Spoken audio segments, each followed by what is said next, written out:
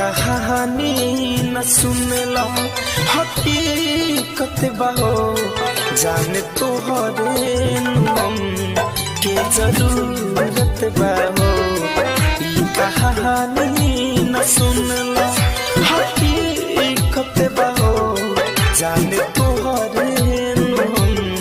के जरूरत बाहो तोहरा प्यार के परिंदा दिल में उड़त बाहो जान तोहरे नाम के जरूरत बाहो ई कहानी न सुनला हकीकत बाहो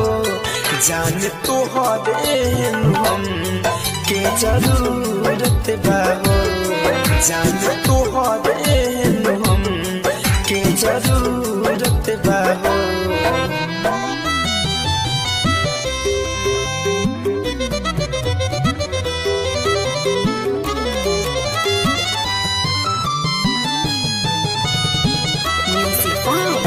हम दर्द थी तो दर्द क्यों देकर चली मुझे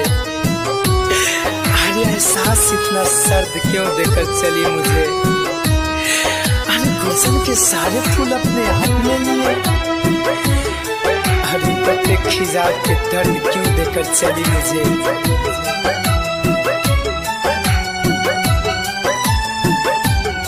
चांद जैसन सूरतिया सवद जाला हो चांद जैसन सूरतिया सवद जाला हो तोहे देखिए के मानवा ई भर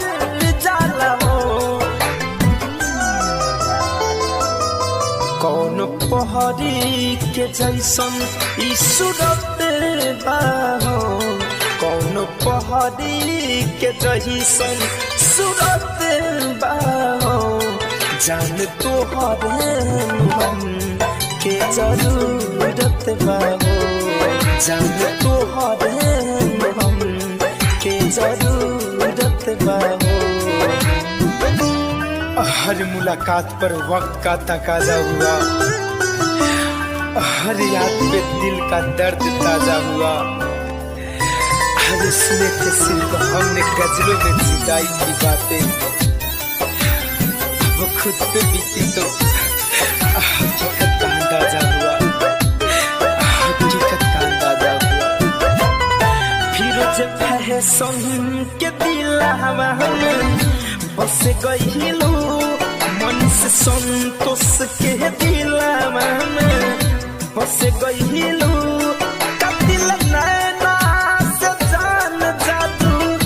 का कइलू जोड़ी धनंजय तोहरा से मिलत बाहो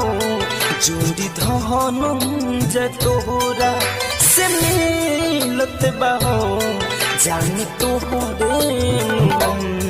के जरूरत बाहो जान